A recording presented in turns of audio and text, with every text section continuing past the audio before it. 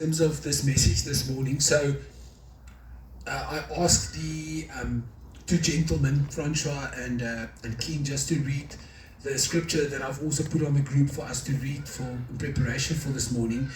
The event, I say never say anymore it's a story in the Bible, because story means a lot of times it's made up.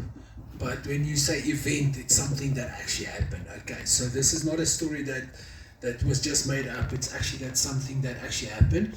So thanks for the reading of that. Just to, as Romario so nicely put it for us, to stew on a bit while we were worshiping and in preparation. So what I'm going to be sharing with you this morning is a continuation.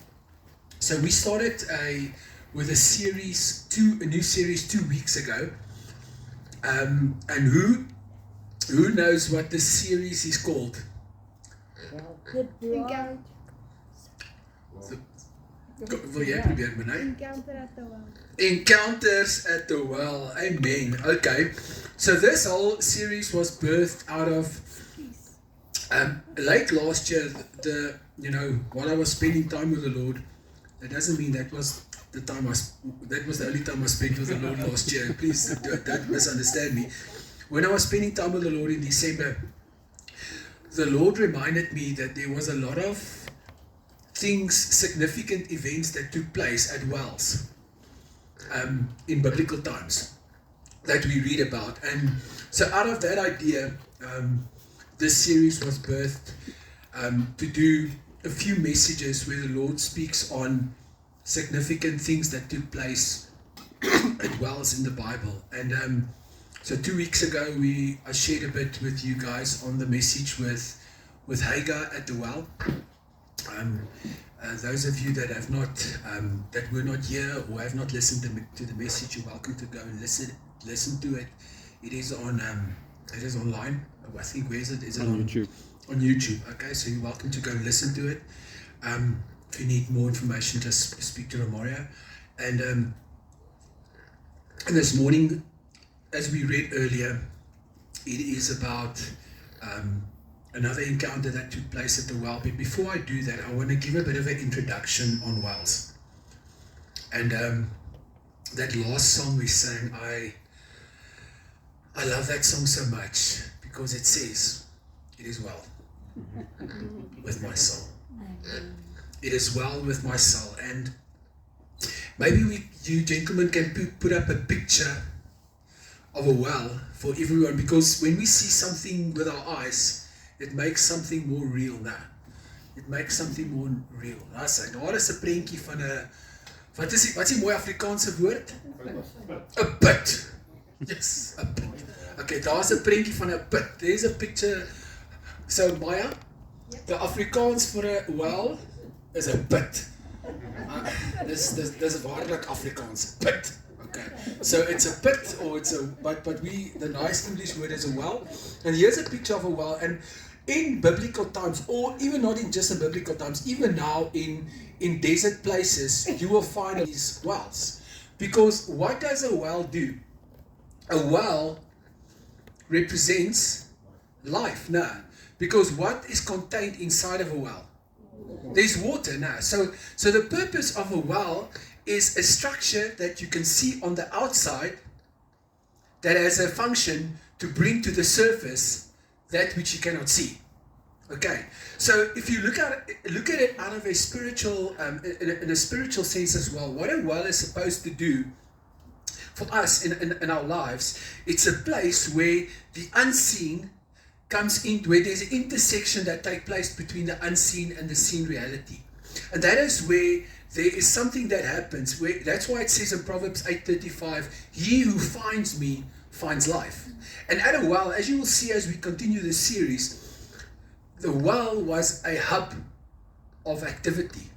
That was like I was saying to the men the other day, it is like your local watering hole. Because that's the place where people go, because that's where they find life. That's where they find sustenance. So the well represents life. The well represents, because what comes out of that well is water that we need to be sustained. It is an opportunity. And when you look at a well, if you don't really know what the purpose of a well is, if you look at that thing, you know, it's you know, the pictures, you can see the well properly, but in the vast desert, a well looks like a very small thing, but it has a dramatic impact on the people that surround it. So it represents an opportunity. So this morning, I want to speak to you about this well. I want to speak to you about this particular event that took place at this well. And as we read earlier, you've got a bit of context now on this story, where it says that Abraham was old, well advanced in years, and he thought it was time to get a wife for the son. Okay. And he used someone to perform that action. So, my wife always tells me she's not here. She's currently in, I even use Namibian slang there when I say she's currently. Sy is huidiglik, she's currently here, and my son is in Namibia. They are actually in a desert. They are at the Desert Worship Festival in Namibia. So they are flying back tonight. So me and Manay are looking forward to see them. And but she always tells me it's good to use visuals. You know, she tells me use this, use that to make things more real. So this was actually her idea, not my own. So I want to help us now, because we're going to go through this story now, but before we now read it again, we're not going to read through the whole chapter again. I'm just going to highlight a few points, but before we do that, I want you to read it through these eyes now. So in this story in this event of us, there is 4 important role players, okay? And they are actually represented by someone. Because the Lord revealed to me that each one of these, this is a shadow. What we read here about this story is actually a shadow of a deeper spiritual meaning. Okay. So who's the 4 role players? So what I'm going to do is I want to show you who's the 4 role players. I'm going to tell you who they represent. And then from there, when we read the story again, suddenly, I'm trusting that your spiritual eyes will be open and you will see things differently. Because when we read this, we just read about Abraham, and we read that he's sending a servant, and the servant goes to look for a wife for the son, and but there's this deeper spiritual connotation that the Lord wants to show us. So let's start off. So firstly, we have Abraham. Abraham, who's going to be Abraham? Ek dink Oom Willie. Oom gaan niks doen nie. Kom, ek wil net, ek beloof oom, oom gaan miskien so 'n bietjie iets doen, maar nie so baie nie. Ek wil net kom staan net hier so, ek wil net, want ek dink Oom Willie is een van die oudste manne hierso. So stem julle saam, Oom Willie sê hy lyk goed vir 'n oudste man, maar ek wil hy sê vir die oudste. Hy lyk vir Abraham. As hy oom, en oom ja, as oom Abraham daar wil sit. So here is Abraham. And I want to tell you, who do you think does Abraham represent? En ek wil net vra die manne wat hier binne is wat al die boodskap gehoor het, julle mag nie dit weggee nie. Okay? So anyone else who has not heard this message, who does Abraham represent? Wie wil 'n kans vat? God. God the Father. Well done, Vanessa. Jy het daai netjie reg gekry. So sit vir ons net daar so oom. Ons gaan moenie worry, ons gaan nie hele preekie voorwees nie, net so die helfte. Okay. So. Okay. The next one, who's next? Now let's leave that one for last. Who's next? Okay, who do you think is Isaac? Isaac is then it's an obvious one. Isaac represents, who's Isaac?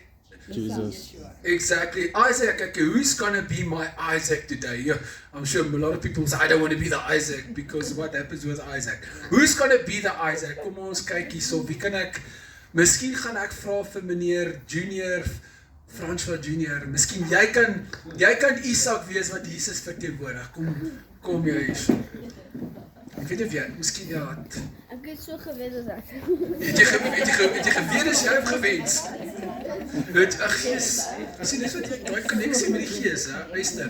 Okay, so hierdie is Isak en hy verteenwoordig Die seun, Jesus Christus, nee. Okay, Jesus Christ. Okay.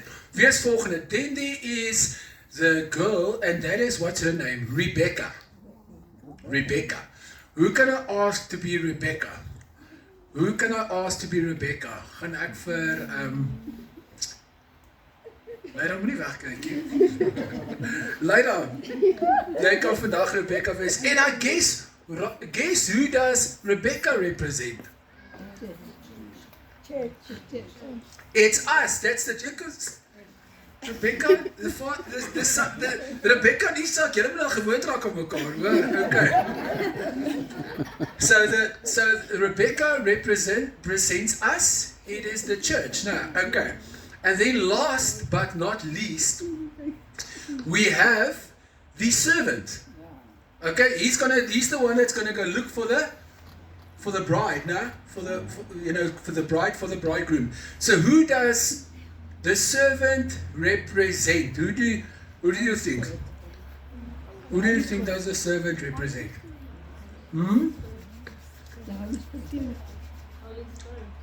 The Holy Spirit. The Holy Spirit. Kan ek vra vandag dat meneer Smit Junior, sy's baie juniors wat ek hier voor het, maar hulle is juniors, maar dit beteken nie hulle is, kan ek vra dat meneer Smith Junior vorentoe kom, jy verteenwoordig, you represent the servant which is the Holy Spirit. Okay, so help my gou hierso, so wie het ons hierso, we've got Father Abraham who represents God the Father. Then here we've got the son Isaac who represents Jesus Christ. Then here on this side we have Rebecca, the bride that represents the church, that's us. Okay. And then last but not least, we have the servant. This is an intimidating servant. You have to look up to him. The servant, and he is represented by he is the Holy Spirit. Fantasties. Okay. So baie dankie vir julle. I'm going to ask you to go sit. Daar is 'n geleentheid, daar's 'n moontlikheid dat julle soos ons hierdie storie gaan vorentoe loop. So if you hear your name and you see I'm looking at you, run to the fore. Okay. So as ek sê, and the servant, Holy Spirit, dat ek kyk jou so in die oë, Peter, moet jy hardloop, okay? En sal hy vir jou Rebecca, en sal hy vir jou Isak, en sal hy vir oom Willie wat Abraham Vader verteenwoordig. Baie dankie, hoor. Daar sê.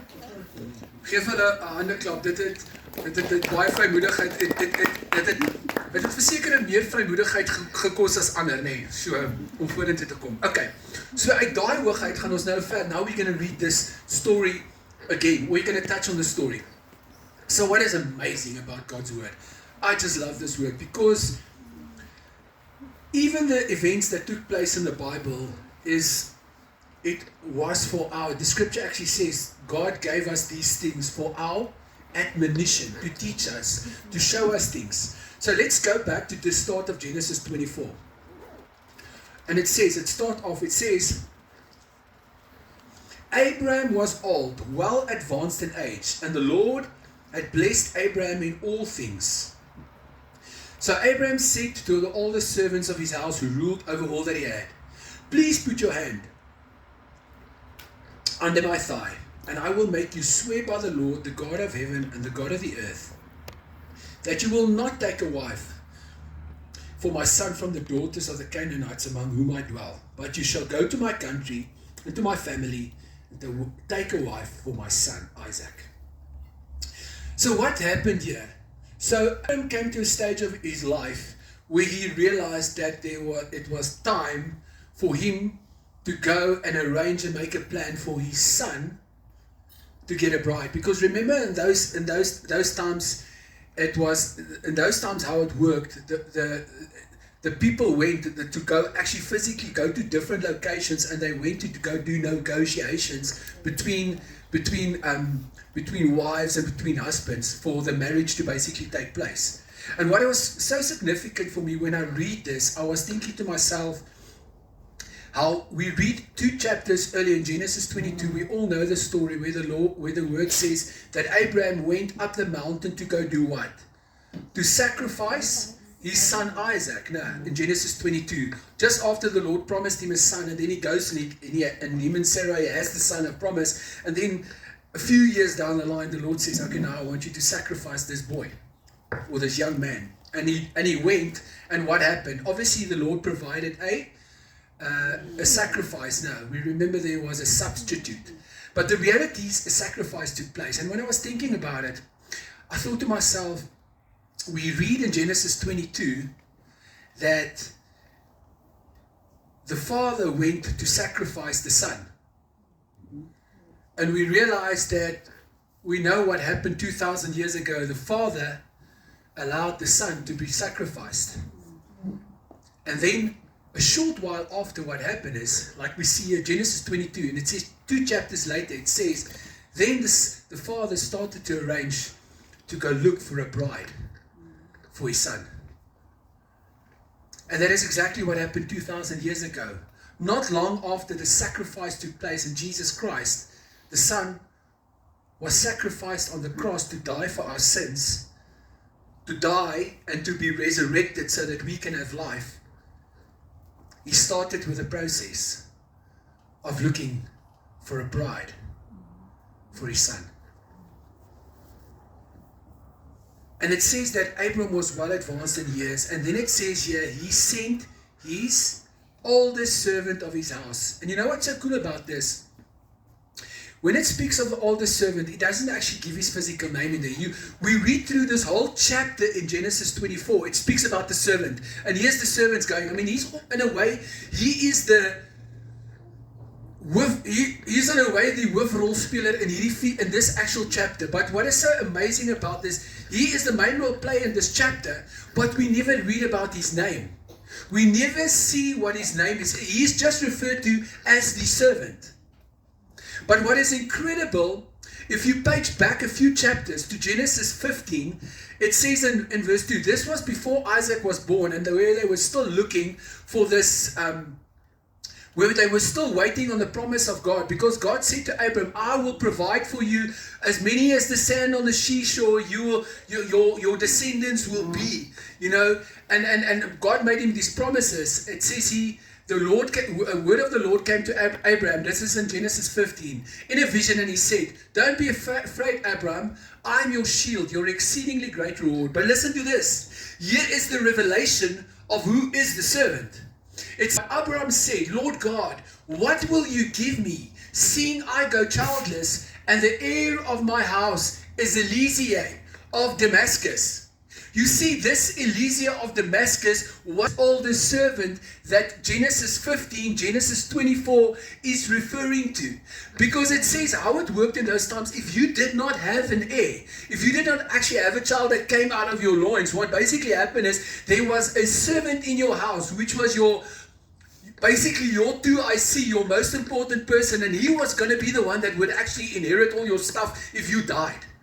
But it says here, so he was the oldest servant, and it says, if we go back to Genesis 24, it says here, Abraham's oldest servants of his house, who ruled over all that he had. It means everything that he had was he was ruling over it. He was looking after it. And Abraham gave him this commission to go and look for him for a bride for his son. And then as I was reading this, and I was thinking to myself, Eliezer. Who is Eliezer? And then I went to go and see, what does Eliezer mean? And Eliezer means, are you Googling it? Maybe or maybe not. Eliezer means, God is my helper. What? Eliezer means God is my helper. And when I read that, it made like this, boom. Because then I was reminded of John 14. I was reminded of John 16, where Jesus said, it is to your advantage, to your benefit that I go away. Dit is tot julle voordeel dat ek weggaan. Want as ek nie weggaan nie, then I cannot leave you the helper, the comforter. Wat sê die Grieks? Die Parakletos, the one that walks beside us. So the Holy Spirit, that is our helper, is represented by Eliezer, whose name means God is my helper.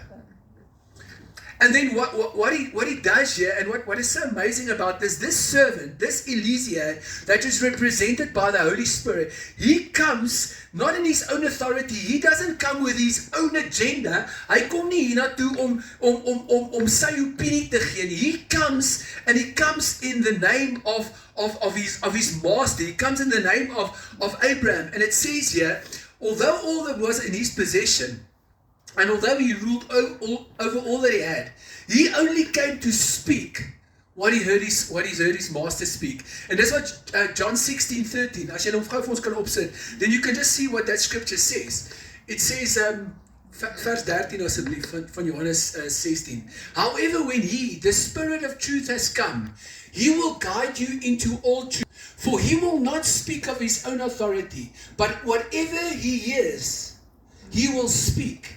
And he will tell you things to come. So, for me, when I read this, I realize that Eliezer is not here.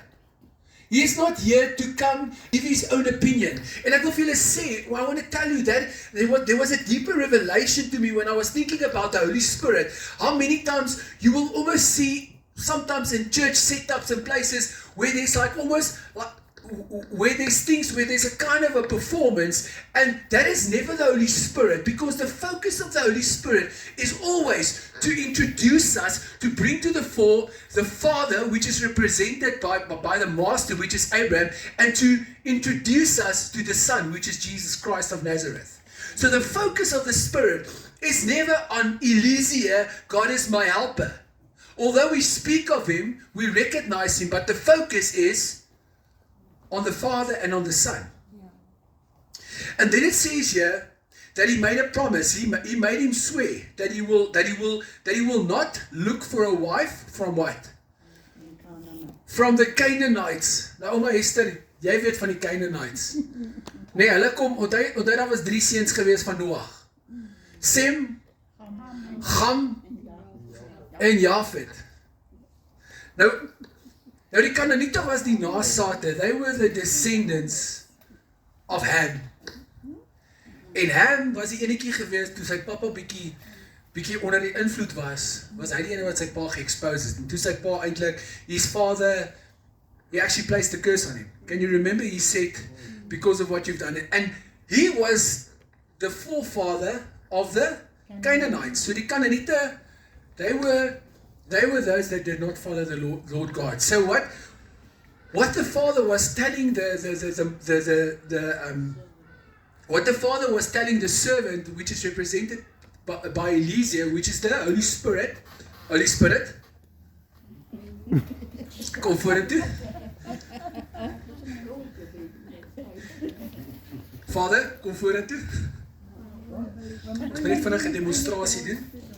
And it says there, he put his hand under his thigh. So moet nou net so staan. Sit nou net jou hand daar so op die thigh, sommer daar so op sy under his thigh, sit sommer net jou hand daar so. So under the thigh. Ja, okay, gaan maar vir daai, dit is alright. En dan moet hom so vir hom kyk hom diep in die oë. En sê vir hom, you will not take a wife. My son, daughters of the Canaanites. Amen. Dankie julle twee. Sien julle, ek weet nou al klaar, want die preek werk nie altyd nie, maar as julle prentjies kry dan help dit, nee. My vrou weet dit goed, jy weet, so lyk my dit werk. But he made a promise to say, I will not, you shall not take a wife from the Canaanites. And when I was thinking about it, the Lord said, that's what the Lord is calling us. He's calling the Spirit and he says, go look for a daughter, go look for a bride, that's us, that does not look like the world. That is in the world, but they are not of it. They are not of this world. No. And it also says that we are called by his name. No. Amen. So go and look for a daughter, not from the Canaanites, but from my own family. Nee, from God's family. That's why we say we are called by his name. Amen. Because we are part of his family. Let's continue. Verse 6. But Abraham said to him, beware that you don't take the son back there. And he reiterates it. I'm going to read. It says, beware that you don't take my son back there. Verse 7. The Lord God of heaven, who took me from my father's house and from the land of my family, and who spoke to me and swore to me, saying, to your descendants I will give this land. He will send his angel before you, and you shall take a wife for my son from there. He said it here. And if the woman is not willing to follow you, then you will be released from this oath. Only do not take my son back there. Okay, so he says it twice. Don't take my son back there. It says, come get the wife and bring her to my son. But if she decides she does not want to come, you are released from your oath. So what the Spirit does, he comes and he has to go and look for a bride. And he comes to you. And he comes and he says, I want to make a proposal to you. If you decide not to come, then the Spirit is released from this oath. Because it says there in Matthew 10:14, when you go out into the world and you go share the gospel, and it says if they receive it, you leave your peace with them. But if they do not receive it, it says, kick the dust. Oh, sorry, my voet onder nie so lekker werk volgende. Kick the dust off your feet and leave that house and take your peace with it. So I want to tell you this morning that we are supposed to go and share the good news of Jesus Christ. But we should not be concerned with what people will do with that. Because the reality is, doesn't matter what kind of thing I do here this morning, how I jump, how I scream, how I beg you.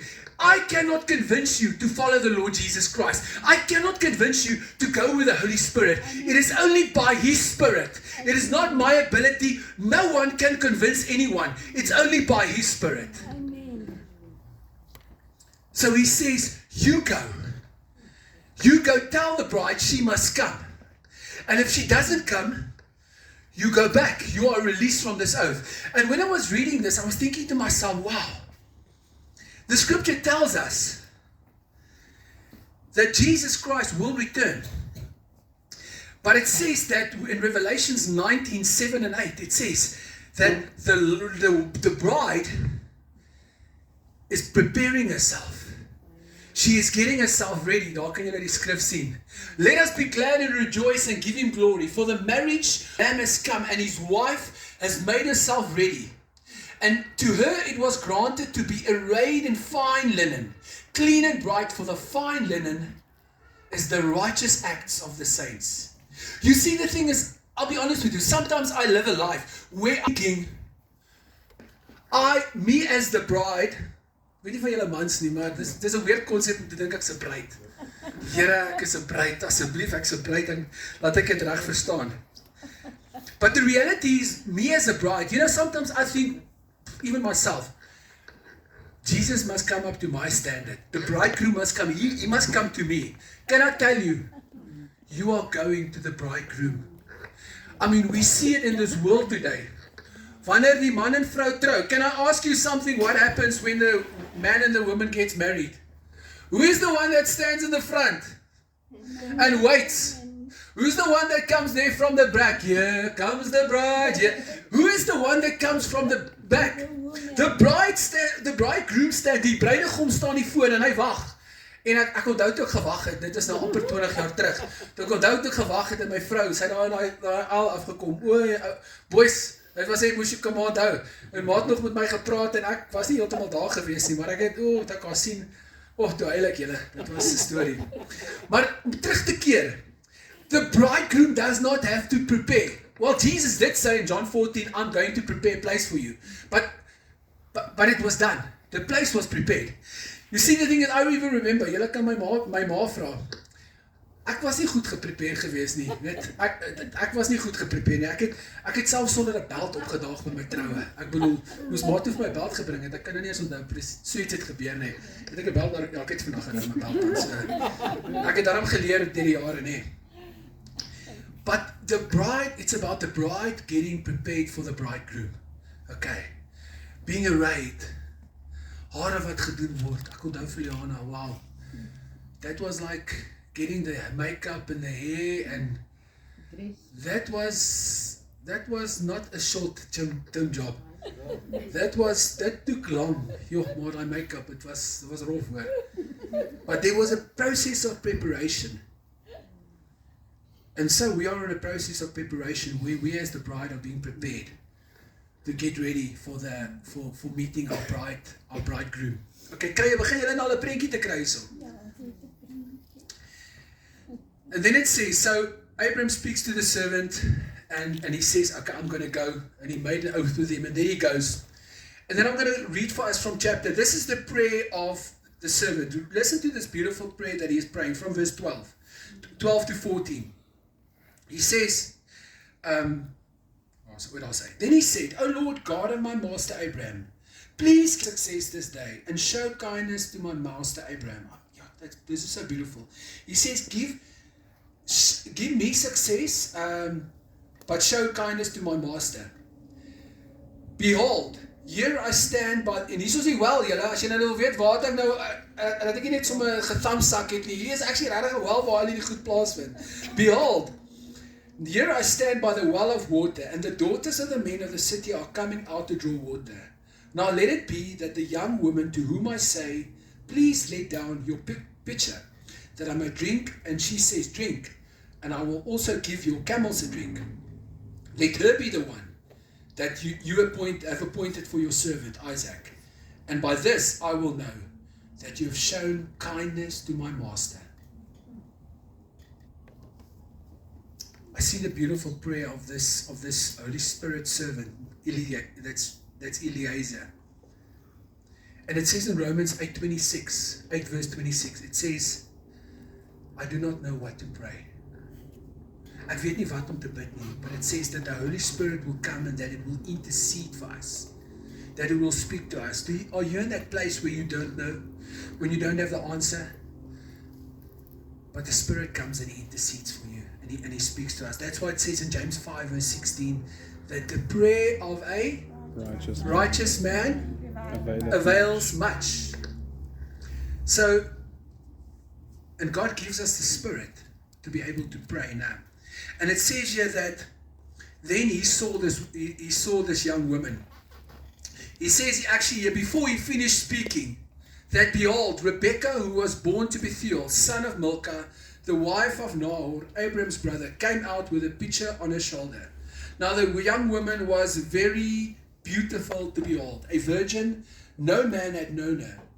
She went down to the well, filled her pitcher, and came up. And the servant ran to meet her and said, please let me drink a little water from your pitcher. And then basically what it says, she did not only give drink for the servants, but she also gave drink to the camels. En ek neem aan daar was 'n paar camels gewees, nê. Daar en ons weet almal camels, as hulle vir 'n paar weke in die woestyn nie, this was not, kan ek net 'n buddy coke kry of iets nie, jy weet, it was proper drinking. And interesting to go back again to what I was saying earlier about wells. Remember a crucial thing about a well. When a river of water flows, it's easy to get access to it. The water's there and you go and you drink. But the difference with a well is there's effort from our side. For us to get that sustenance, to get that life, there's effort. It's literally go katrolletjie om af en dan katrolletjie weer terug en dan gaan jy, and then you have sustenance. Now, but it says here that she was beautiful to behold. But what this servant saw, he didn't just see her physical appearance, because it did say in the Bible that Rebecca actually was a very beautiful woman. But the reality is the servant saw more than that, because he saw her character, he saw her heart, that obviously there was still development that needed to take place. But he saw more than just physical beauty that 1 Peter 3 anyway speaks about as well. So he gave her camels, so she gave the camels drink, she gave the servant drink, and then I want to jump to verse 22, and it says, so it was, when the camels had finished drinking, that the man took a golden nose ring, weighing 1/2 shekel, and 2 bracelets for her wrist, weighing 10 shekels of gold. And what do you think does shekels of gold and the nose rings and what do you think that represents? It's gifts. Dis geskenke, stem julle saam. And what does the gifts represent? Wie wil 'n raai vat? Gifts of the Spirit. The gifts of the Spirit. Absoluut reg. Now, so what happens when we receive the Holy Spirit of God? He gives us gifts. That's what it says in Ephesians 4 and from 7 to 13. It says, when he ascended on high, he led captivity captive and he gave gifts to men. That means that God comes and that through the working of his Spirit, he gives us, if we choose, he gives us gifts. He gives us the gift of the Spirit that we read about in 1 Corinthians 12. That speaks of tongues, that speaks of prophecy, that speaks of a word of knowledge. You know, sometimes when people come to you and they say something to you, and you think to yourself, how do they know that? Can I give you the answer? They don't. But the Spirit does. That's the Spirit. There's also in Romans 12 where it speaks about the gifts of the Father, which is the gifts of mercy, the gifts of giving. You know, the other gifts is the gifts of faith, the ability to pray for someone and they received healing. That's the Spirit. And it says in Ezekiel, I think if you can put up that scripture for us in Ezekiel 16, listen how beautiful it explains us as the bride, it explains Israel. And it says, when I passed by you again and looked upon you, indeed your time was the time of love. So I spread my wing over you and covered your nakedness.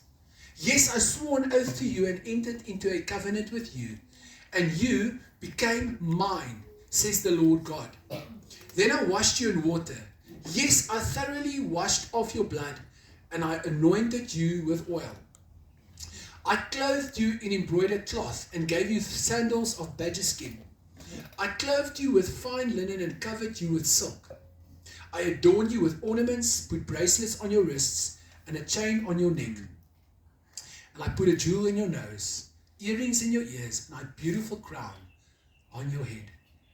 Thus you were adorned with gold and silver, and your clothing was of fine linen, silk, and embroidered cloth. You ate pastry of fine flour, honey, and oil.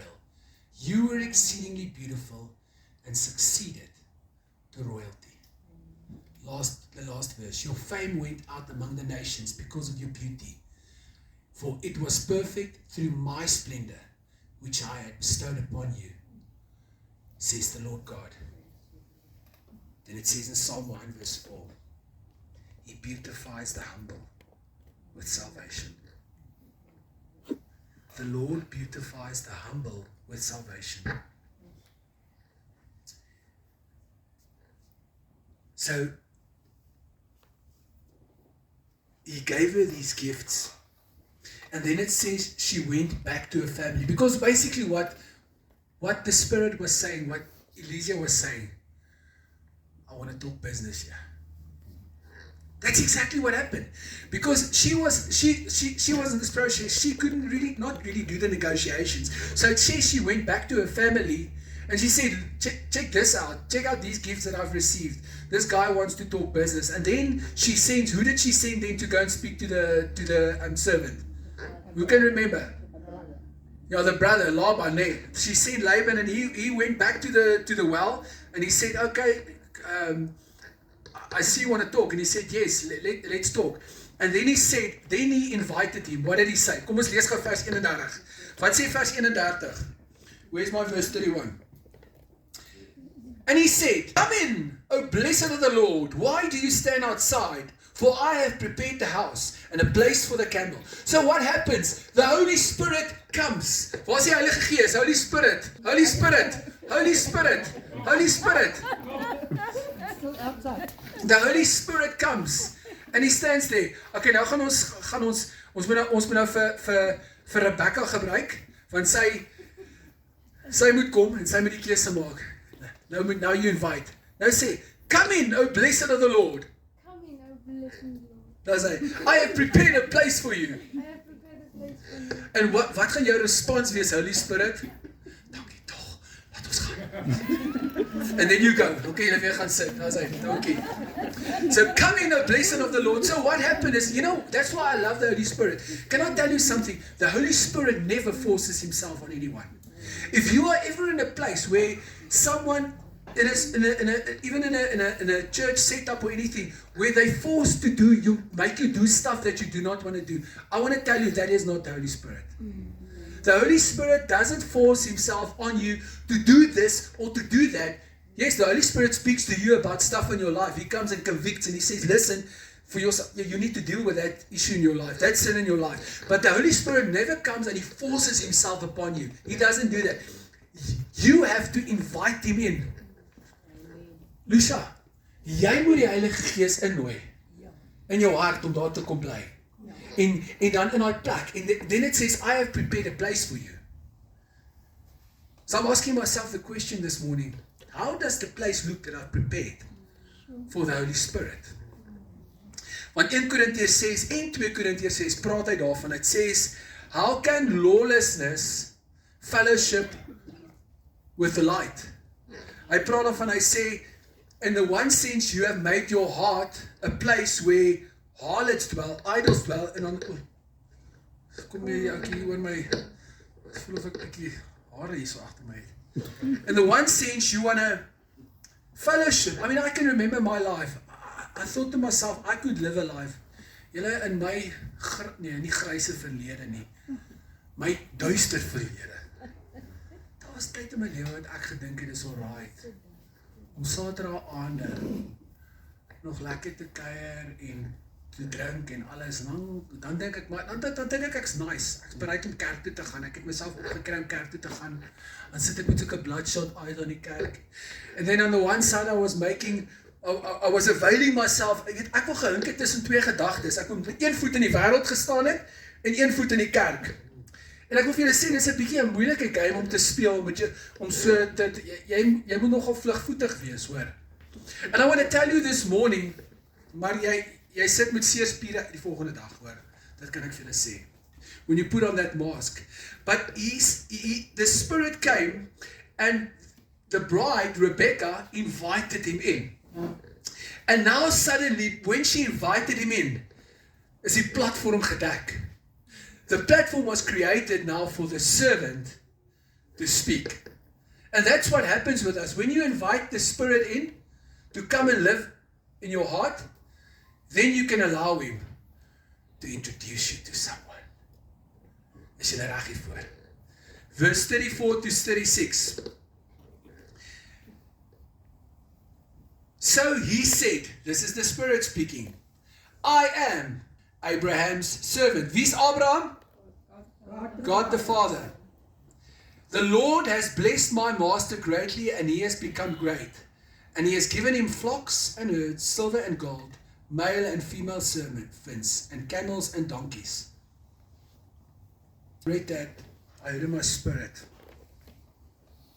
The Spirit was saying, I am not here to boast of myself.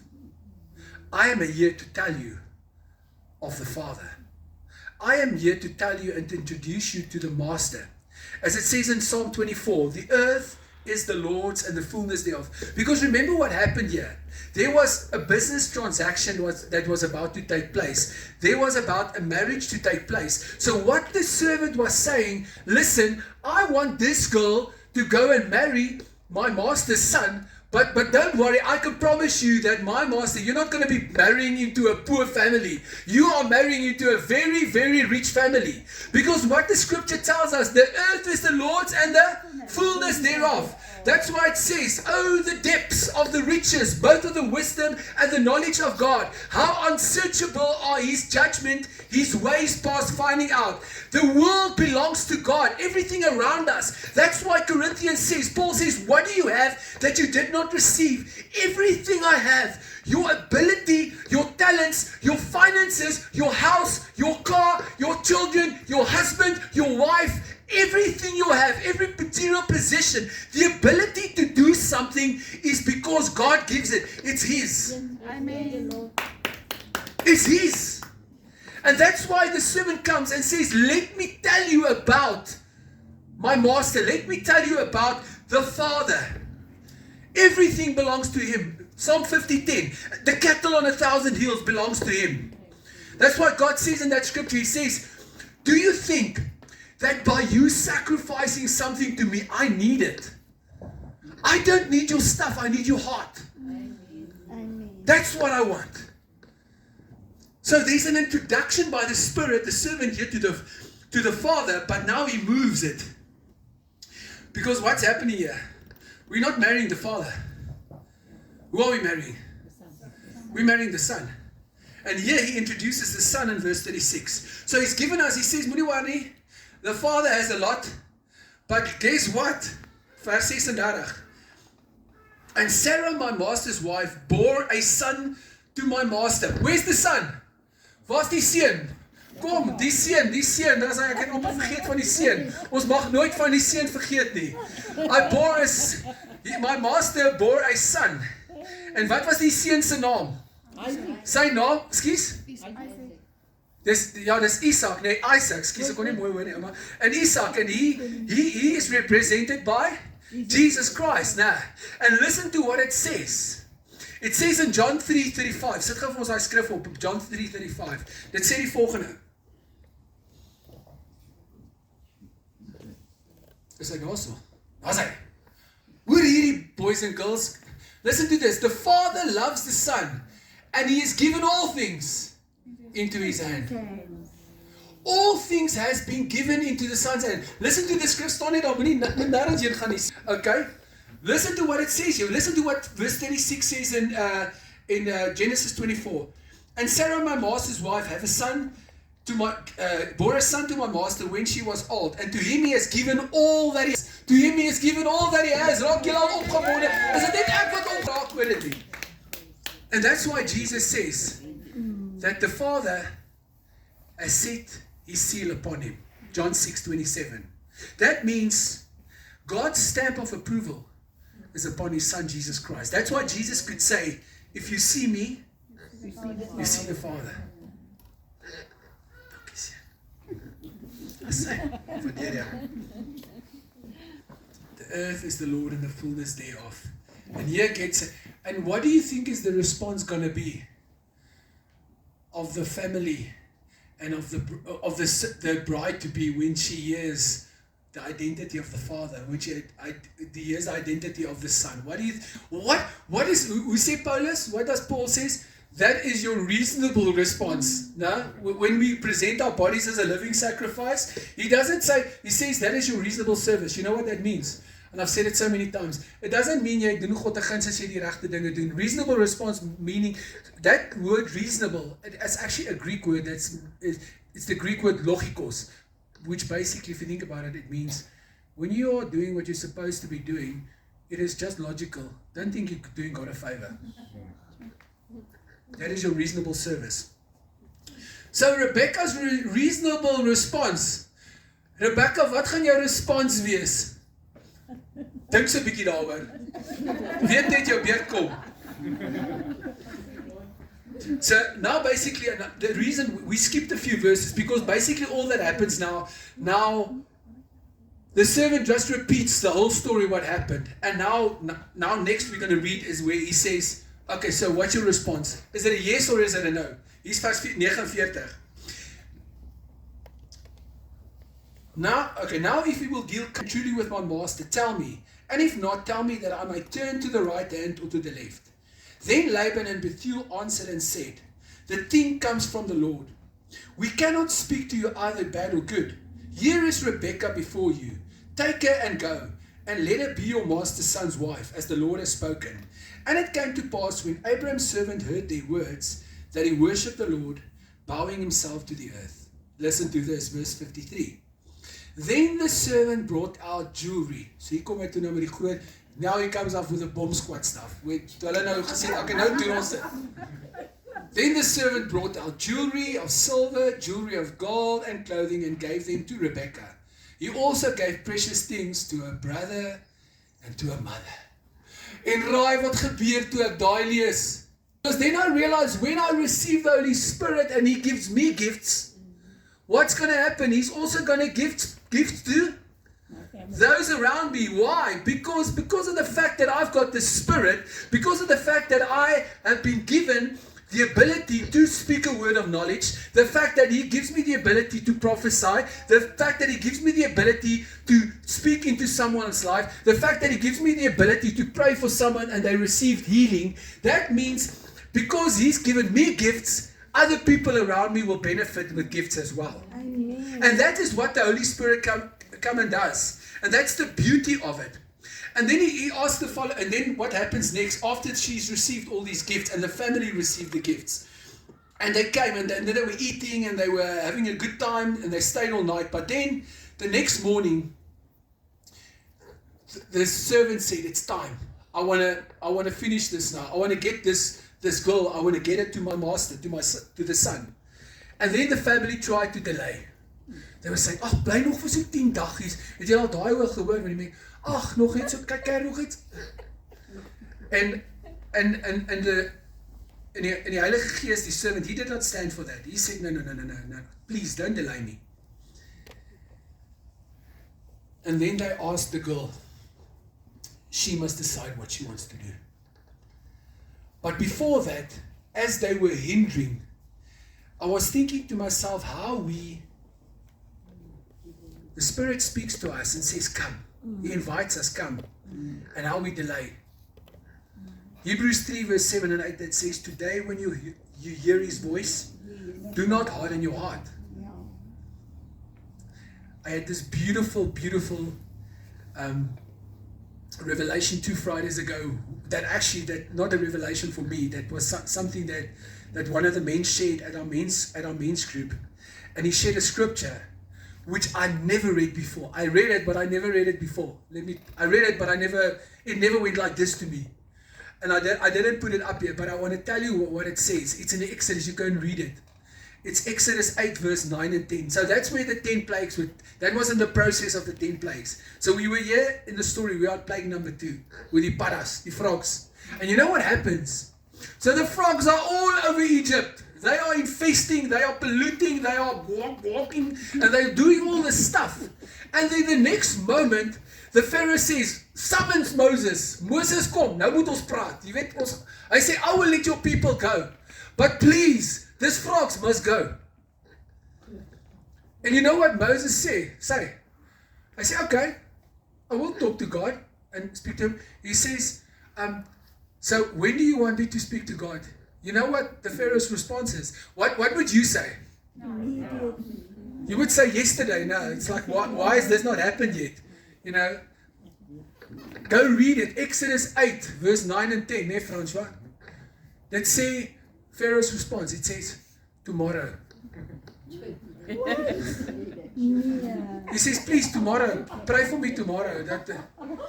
And when I was thinking about it, I thought to myself, we don't want the frogs, but we are just happy to live for another day or two between the frogs. Today, not tomorrow, not next week. Because the problem is if you wait till tomorrow. If God has called you to do something today. I was talking to one of the guys yesterday afternoon, and he was telling me the story of how the Lord convicted him with smoking in his life. And he was saying, he was like, one day, he was still a young guy, it was like 12 years ago already. He was saying, I was standing somewhere smoking, and he said, next moment, the Spirit just came over him and convicted him, and he said, what are you doing? What are you putting inside your lungs? What are you doing with your lungs? And he was like, and he was standing, he just bought the packet, he said there was still 12 left, and he was negotiating with the Lord, and, you know, can I just finish this? And he said, when I put this thing in his mouth, it did not taste nice anymore. And he was able to let it go. But that's just a physical manifestation. But what is there in your life that you need to say today? Not tomorrow. I don't want the frogs tomorrow. I want it to be removed. I don't want it to be removed yesterday already. And then it says, okay, let's call the girl.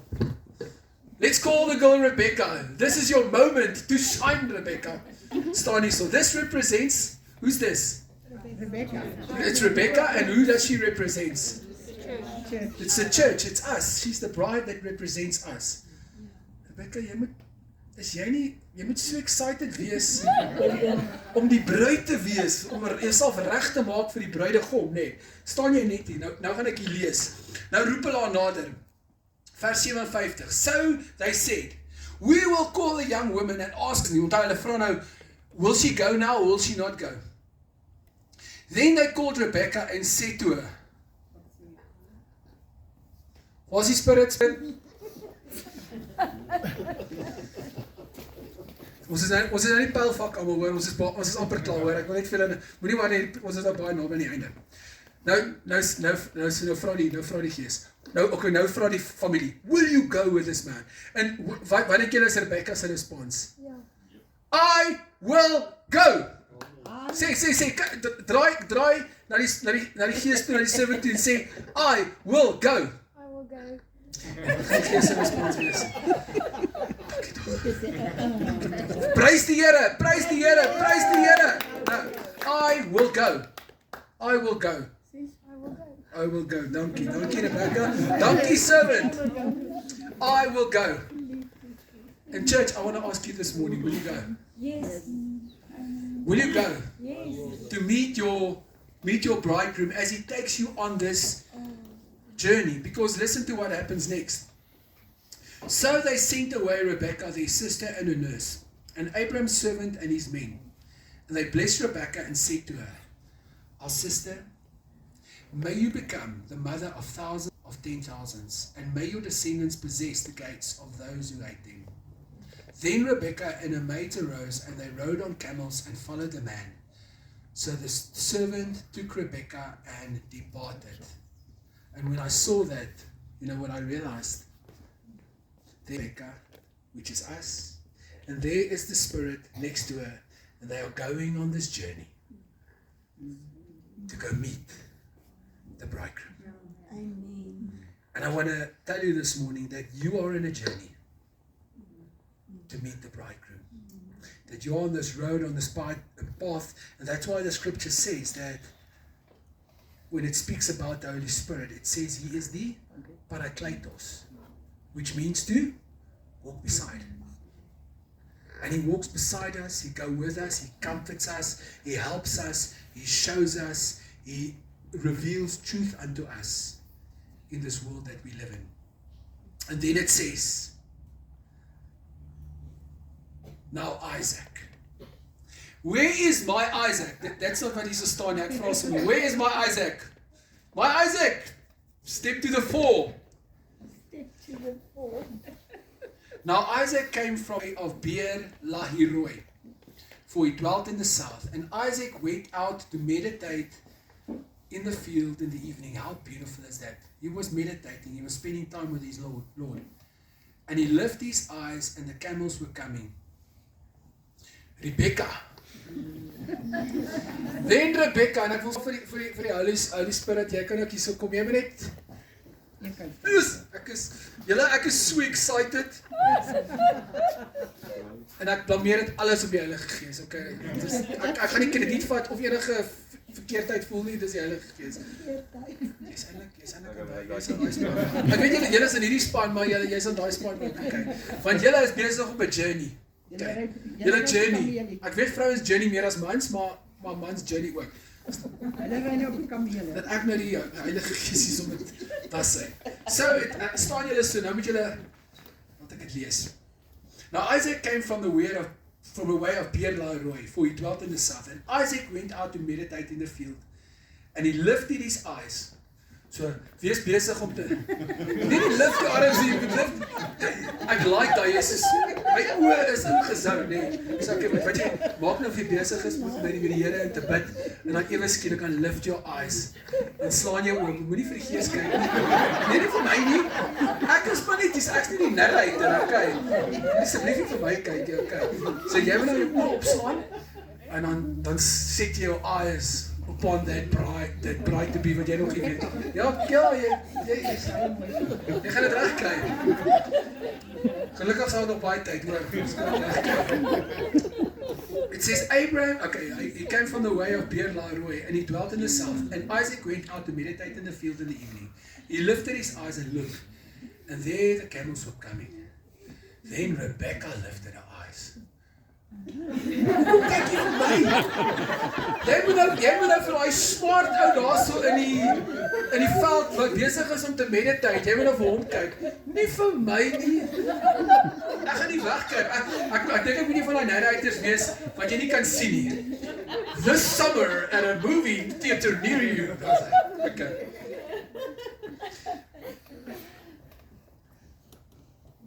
Then Rebekah lifted her eyes, and when she saw Isaac, kyk nou vir hom. Okay, now when she saw what het gebeur? When she saw Isaac, she dismounted a camel. Klim van daai kameel af. Maar nou ben jy besigheid. And then listen to what happens. For she had said, then she said to the servant, "Who's this man walking in the field to meet us?" Who's this man walking in the field to meet us? Okay. En Heilige Gees, servant, Eliezer, here's your response. The servant said, "It is my master." It is my master. So she took a veil and she covered herself. And then the servant told Isaac all things that he had done. So gaan en maak nou net of jy small talk, of eintlik nie small talk nie, of jy belangrike dinge moet bespreek.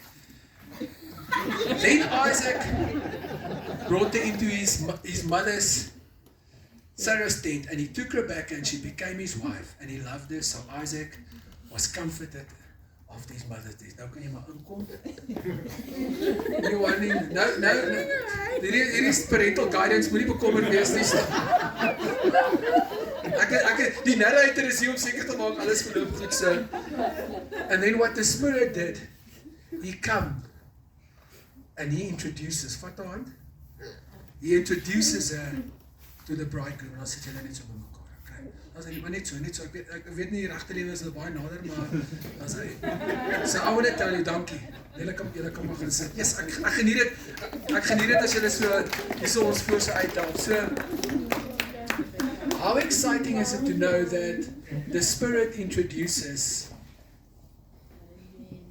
the bridegroom to the bride and the bride to the bridegroom. And you know what, when Rebekah left, she left what she knew. She left her house, she left a place of comfort, her family, only on the word, listen to this, only on the witness of what she heard from the servant about. She did not know how the son looked. She didn't know how the father looked. She just heard of them through the witness of the servant. And that's what we call faith. That's what we call faith. When we read this book and when the Spirit leads us, He comes and He reveals the Son to us. He comes and He reveals the Master to us. And I want to invite you on this amazing, majestic journey with the servant, with the Spirit. Can I call him? No, I can't. I'm not going to. I'm just going to call him the introducer, because he introduces us. So Lord, this morning we want to bless you. Wow, thank you for your Holy Spirit.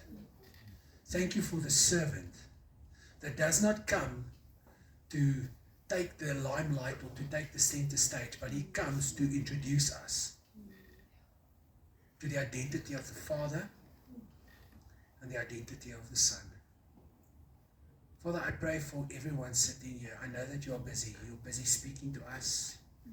You're busy teaching us. You're guiding us. Lord, and there where there's things that are not of you in our hearts and in our minds, Lord, I pray that you will come and that you will touch us. Lord, this morning I don't want to call people forward. I just want to speak over them, because, Lord, that is the immensity of the power of your Spirit, Lord. Lord, I don't even have to touch anyone, Lord. It's your Spirit that touches people. So, Lord, I just pray that you will come now and that you will take each one sitting here into a deeper revelation. I pray that you will set them ablaze. And like it says in Isaiah 12, verse 3, that with joy we will drink from the wells of salvation. So we worship you, we honor you, and we thank you for your grace and your mercy over each one of us. In the mighty name of Christ Jesus. Amen. Amen.